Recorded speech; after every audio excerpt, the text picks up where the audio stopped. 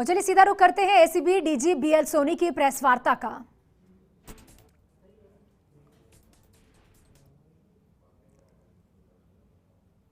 ACB DG BL Soni press वार्ता करेंगे और आपको सुनाएंगे कि वो क्या कुछ कहेंगे। बीएल सोनी प्रेस वार्ता कर रहे हैं।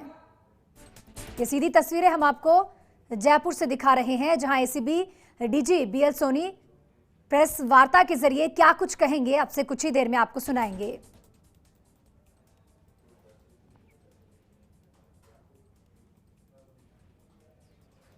ये सीधी तस्वीरें जयपुर से हम आपको दिखा रहे हैं, जहां पर आज ACB DG BL Soni press वार्ता कर रहे हैं।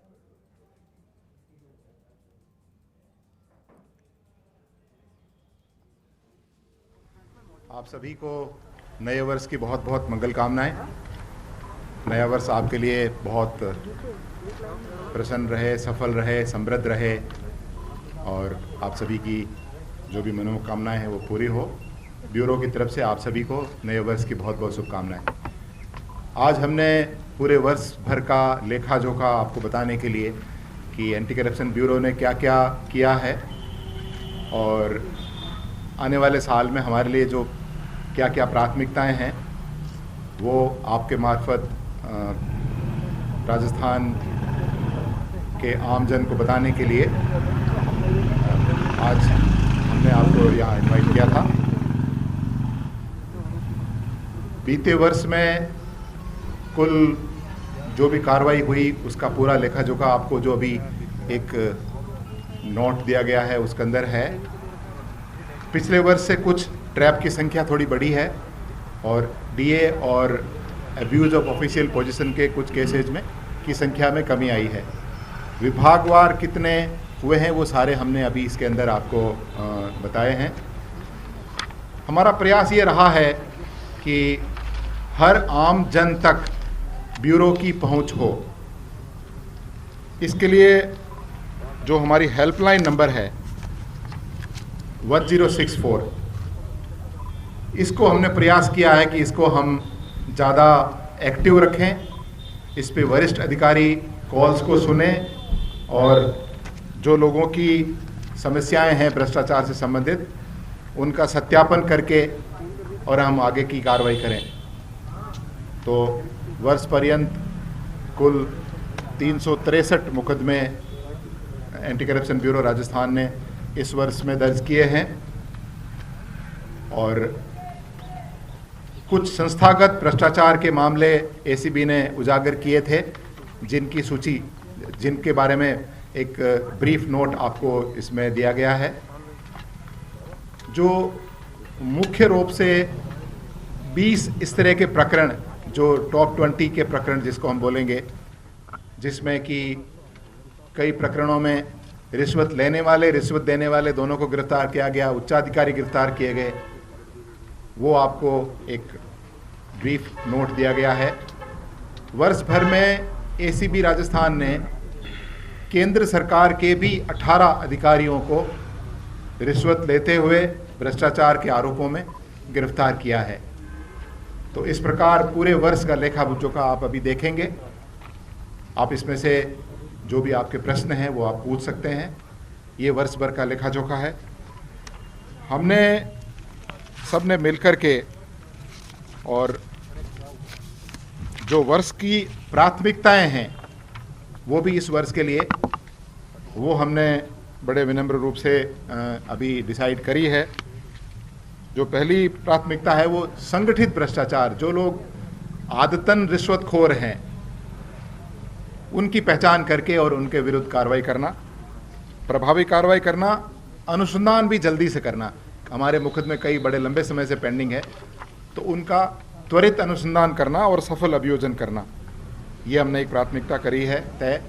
आय से अधिक संपत्ति के मामलों के बारे में पूरा पता करना, उन लोगों को चिन्हित करना जो बहुत भ्रष्ट हैं, उनको चिन्हित करके और उनके विरुद्ध कार्रवाई करना। और जो गवर्नमेंट की फ्लैगशिप स्कीम्स हैं जिसमें काफ़ी बड़ा धन खर्च होता है सरकार का, उनमें कहाँ छीजत होती है उसका पता लगाना और हम प्रयास करेंगे कि विभाग के उच्चाधिकारियों से मिल करके और उस छिजत को रोका जा सके और उसमें जो भी भ्रष्टाचार के पहलू हैं उनमें हम कार्रवाई कर सकें। ये हमने इस साल की एक प्रमुख प्राथमिकता रखी है। जो पुराने लंबित मामले हैं उनका निपटारा करना ये हमारी प्राथमिकता है। हमारा ये दायित्व है कि जो भ्रष्टाचार के विरुद्ध लड़ाई में हमारा साथ देता है, हमारे साथ आता है, रिश्वत को ना कह करके और रिश्वतखोर अधिकारी को अरेस्ट करवाता है, तो उस व्यक्ति का जायज़ काम कराना ये हमारा दायित्व है। तो राज्य सरकार ने दिसंबर 2019 में एक हमारी रिक्वेस्ट पे एक सर्कुलर निकाला था कि अगर कोई भी व्यक्ति भ्रष्टाचार के विरुद्ध आवाज़ उठाता है और भ्रष्ट व्यक्ति को पकड़वाता है तो उसके जायज़ काम को प्राथमिकता पे कराया जाएगा। इसके बारे में डिटेल में हमारे एडीजी साहब अभी आपको ब्रीफ करेंगे। आसूचना संकलन हेतु हमने 1064 जो हेल्पलाइन नंबर है, जो पहले मैंने आपको निवेदन किया, उसको हम हर जगह पहुंचाना चाहते हैं। हम चाहते हैं कि हर ढाणी, हर गांव, हर पंचायत, हर तहसील, हर नगर पालिका, हर शहर, हर कस्बे में लोगों को ये पता रहे कि अगर राज्य सरकार का या केंद्र सरकार का कोई भी कर्मचारी उनके जायज़ काम के लिए रिश्वत की मांग कर रहा है तो वो हमको कांटेक्ट कर सके, हमसे संपर्क कर सके, अपनी शिकायत दर्ज करा सके। तो इसलिए 1064 1064 हमारी हेल्पलाइन को हम हर जगह पर प्रसारित करने का प्रयास करेंगे। एक आमजन का ही सुझाव था कि व्हाट्सएप का कम्युनिकेशन थोड़ा सेफ होता है, तो उस पर भी हमने एक हेल्पलाइन शुरू की है 94135 02834।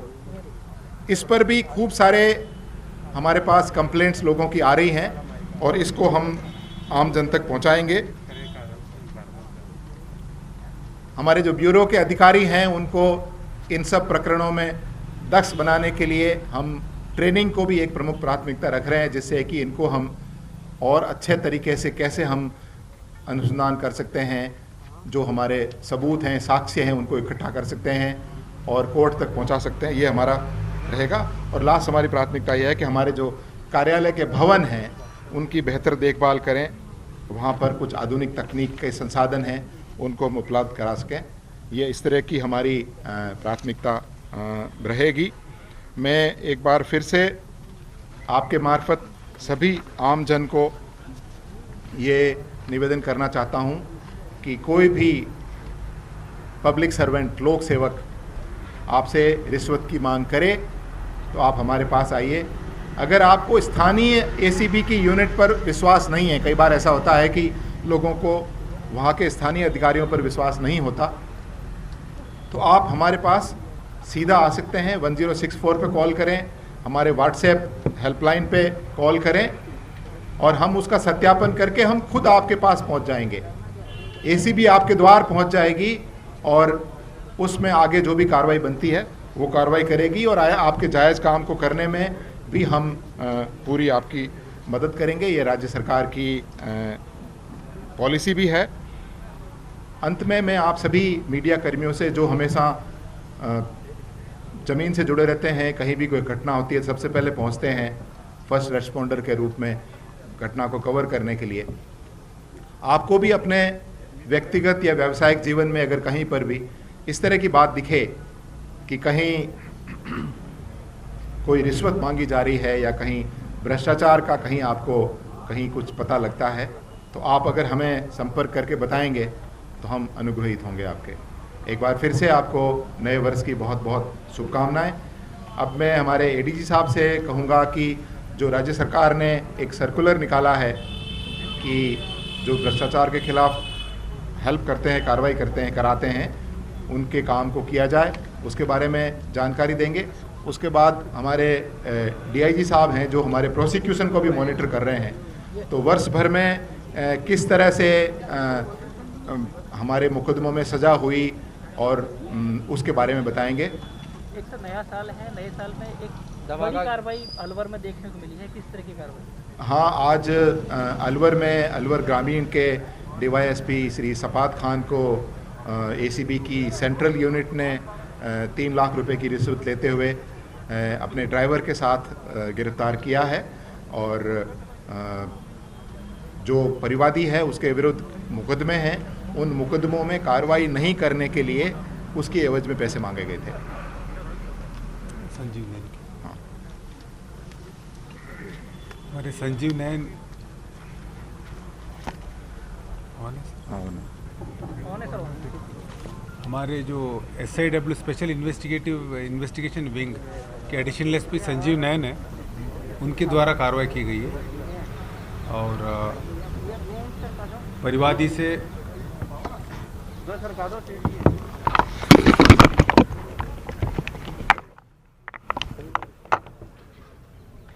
जैसे साहब ने बताया, मुकदमा परिवादी के खिलाफ कुछ मुकदमे दर्ज थे, उनमें कार्रवाई नहीं करने के लिए ये पैसे ली गई थी और वहाँ मौके पे कार्रवाई चल रही है, प्लस वहाँ इनकी जो सस्पेक्ट ऑफिसर उनके घर की तलाशी भी चल रही है। तो जो सर्कुलर के बारे में साहब ने बताया, जो पिछले साल माननीय मुख्यमंत्री जी और चीफ सेक्रेटरी, होम सेक्रेटरी सब यहाँ मीटिंग हुई थी, यहाँ हमारे ACB में सब यहाँ आए थे, हमारी ACB की एक मीटिंग हुई थी, उसमें चर्चा ये हुई थी कि साहब जो ट्रैप हो जाता है उसके बाद कभी कभी विभाग पूरा उसके पीछे, परिवादी के पीछे पड़ जाता है, उसे काम नहीं होने देते, क्योंकि परिवादी को जितना ट्रैप हमारे लिए इम्पोर्टेंट है, परिवादी के लिए अपना काम बहुत इम्पोर्टेंट है। तो उसके बाद जब इस समस्या को समाधान करने के लिए सरकार ने एक सर्कुलर निकाला।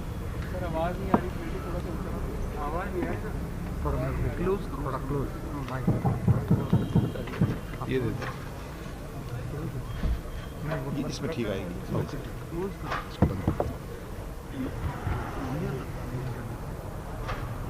तो जो परिवादियों की जो समस्या है, सबसे समस्या यही रहती है कि बाद में ट्रैप होने के बाद पूरा विभाग एक तरह से पीछे पड़ के उनके काम नहीं होने देते। अगर कोई कॉन्ट्रैक्टर है, उसके बिल पास नहीं होने देंगे, उसके बाद उसको ब्लैकलिस्ट कर लेंगे। तो इस तरह की समस्याओं के बारे में अवगत कराया गया, तो सरकार ने एक सर्कुलर निकाला है। उस सर्कुलर का मेन उद्देश्य ये है कि जो विभाग अध्यक्ष है, जिस विभाग में भी हमारी परिवादी की काम पेंडिंग है, तो वो विभाग अध्यक्ष की जिम्मेदारी है उसका जो जायज़ काम है उसको कराने के लिए, और हमारे ऊपर भी जिम्मेदारी तय की गई, हम भी उसका विभाग से रिक्वेस्ट करें, विभाग से हम भी वार्तालाप करें, संपर्क करें और हमारे परिवादी की काम कराएं। इसमें इस सर्कुलर आने के बाद काफ़ी अच्छे रिजल्ट सामने आए। 2019 सितंबर में एक परिवादी था सांचौर में, उसके करीब काफ़ी 2 करोड़ के बिल अटके हुए थे और 2 साल से उसका बिल पेंडिंग थे। जब हमारा ट्रैप हुआ उसके 15 दिन बाद जब हमने विभाग से संपर्क किया, उसके बाद पूरा 2 करोड़ की उसका पूरा पेमेंट हो गया। और अभी रिसेंट केस आपने देखा होगा कि जयपुर में ministry of roadways and transport, वहाँ एक बीकानेर के परिवादी ने ट्रैप कराया था, उसका जो पेट्रोल पंप की NOC है इस विभाग में करीब 2 महीने से पेंडिंग थे। वो ट्रैप होने के आधे घंटे के अंदर अंदर ही उस परिवादी का काम हो गया और उसको NOC भी मिल गई। तो ये हमारे लिए काफ़ी मदद है और परिवादियों के लिए भी काफ़ी मददगार रही है।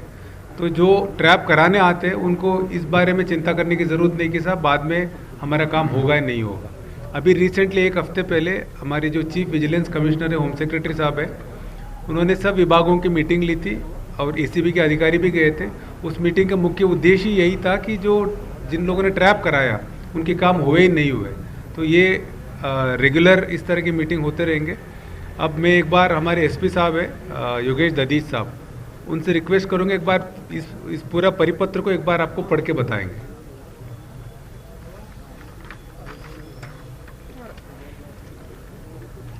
राज्य सरकार ने 5/12/19 को एक परिपत्र जारी किया, मैं उसका टेक्स्ट पढ़ रहा हूँ। बहुधा यह शिकायतें प्राप्त होती हैं कि आमजन द्वारा लोक सेवक से अपने वैध कार्य करवाने हेतु संपर्क करने पर लोक सेवक द्वारा रिश्वत की मांग की जाती है।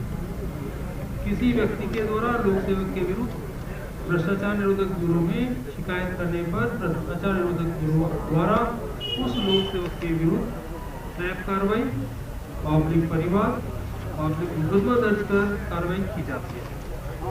भ्रष्टाचार से संबंधित शिकायत तय ब्यूरो में करवाने के पश्चात परिवादी का संबंधित विभाग में कार्य विचाराधीन रहता है। ऐसा भी ध्यान में आया है कि भ्रष्टाचार निरोधक ब्यूरो द्वारा की गई कार्रवाई के कारण संबंधित विभाग कार्यालय में लोक सेवकों द्वारा परिवादी से द्वेषता रखते हुए उसके विचाराधीन वैध कार्य को अनावश्यक रूप से पूर्ण नहीं किया जाता है, सद्भावपूर्ण सहयोग नहीं कर मात्र कागजी खाना पूर्ति की जाती है तथा कई बार तो संबंधित विभाग के अधिकारियों द्वारा परिवादी को जानबूझकर प्रताड़ित किया जाता है, जो अत्यंत खेदजनक है। इस प्रक्रिया में बहुत अधिक समय व्यतीत होने के पश्चात भी परिवादी का कार्य पूर्ण नहीं होता है। ऐसा होने से आम जनता में भ्रष्टाचार के खिलाफ कार्य करने के लिए नकारात्मक सोच विकसित होती है, भ्रष्टाचार को बढ़ावा मिलता है और आम नागरिकों में लोक सेवकों के प्रति संदिग्ध छवि बनती है, जो कदापि अनुचित है।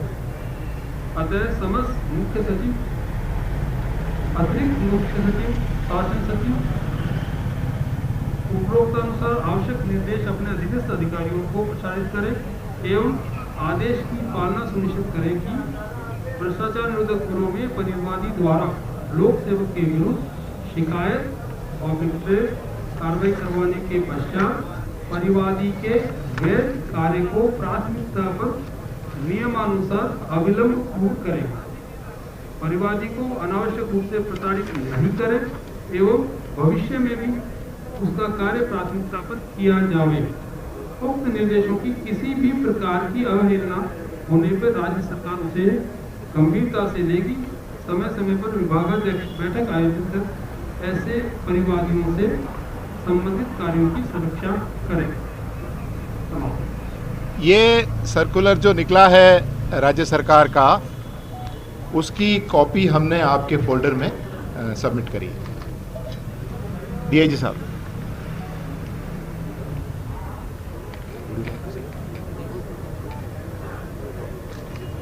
राज्य सरकार की जो भ्रष्टाचार के खिलाफ जीरो टॉलरेंस की नीति है, उसका जो मकसद है, उसका जो उद्देश्य है, वो तब तक पूरा नहीं किया जा सकता जब तक लोक सेवकों को जो भ्रष्टाचार में लिप्त है उनको पकड़ना, उनकी जो आय से अधिक संपत्ति है उसको जब्त करना, उनके खिलाफ मुकदमे बनाना, गुणवत्तापूर्ण अनुसंधान से न्यायालय में उनको अंतिम रूप से सजा देना।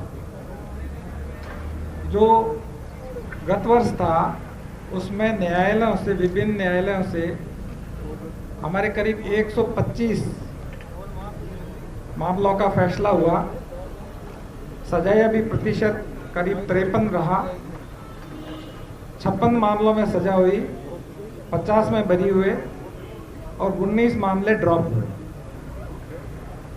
चूंकि ये प्रतिशत देखने में बाकी जो एजेंसीज हैं, इन्वेस्टिगेशन एजेंसीज, उसके मुकाबले बेहतर लगता है, परंतु इसे और ठीक करने के लिए इस साल में ब्यूरो का केस ऑफिसर स्कीम लागू किए जाने का बिल्कुल योजना है। जो महत्वपूर्ण प्रकरण हैं उनको केस ऑफिसर स्कीम के तहत चिन्हित किए जाएंगे और जो संगठित भ्रष्टाचार में जो लिप्त लोग हैं उनके मामलों में न्यायालयों में गुणवत्तापूर्ण अनुसंधान पूरा करके गुणवत्तापूर्ण साक्ष्य के साथ हम न्यायालय में जाएंगे।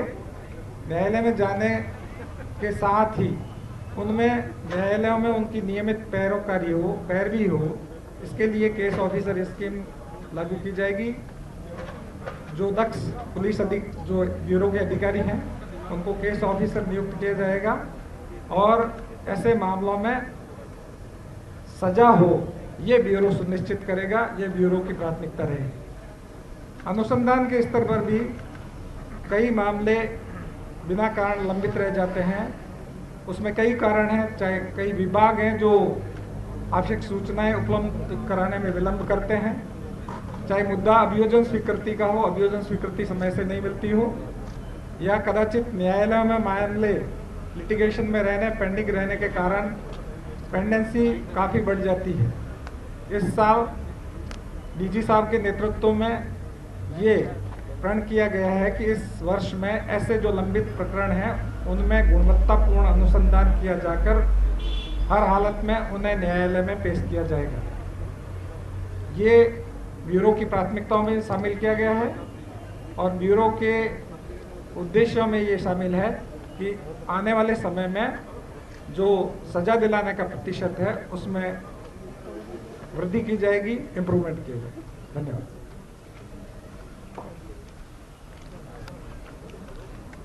आपके कोई प्रश्न हो तो कुछ प्रश्न हम चर्चा कर सकते हैं। एक सर अभियोजन स्वीकृति एक बड़ा मुद्दा रहता है, डिपार्टमेंट से अभियोजन स्वीकृति नहीं मिल पाती है, तो लेकिन किस तरीके जैसे पिछले साल खान विभाग में बड़ा ट्रैप किया गया था और उनको अब पोस्टिंग मिल गई, फिर एसीबी को थोड़ा सा देखिए, अधिकांश मामलों में अभियोजन स्वीकृति हमको मिल जाती है और ये सक्षम अधिकारी का प्रेरोगेटिव है कि वो स्वीकृति दे या न दे। मैं यही कह सकता हूँ कि हम हमारी तरफ से जो भी एविडेंसेस हैं, जो भी साक्ष्य हैं, उनको पुरजोर तरीके से प्रस्तुत करेंगे और ज़रूरत पड़ी तो उच्चतम स्तर पर हम उन एविडेंसेस को, उन सब हमारे जो मजबूत पहलू हैं किसी भी मुकदमे के, उनको प्रस्तुत करेंगे, जिससे कि हमारी अभियोजन स्वीकृति की जो भी गैप है उसको पूरा कर सकें। सर, आपने कहा कि 363 मामले प्रकरण दर्ज हुए हैं इस साल में एंटी करप्शन ब्यूरो के द्वारा। इन मामलों में से कितने मामलों में एसीबी कन्विक्शन सिक्योर करने में सक्षम रहा है? कितने मामलों में कोर्ट में जो सज़ा है वो हुई है दोषियों को, ये बताएं। और क्या आपको लगता है कि ये बड़ा पहलू है कि सज़ा जो है जितनी होनी चाहिए उतनी शायद नहीं होगी? देखिए, जैसे हमारे डीआईजी साहब ने बताया कि जो पुराने केसेस जो 2020 में डिस्पोज हुए हैं उसमें हमारा कन्विक्शन परसेंट 53% रहा।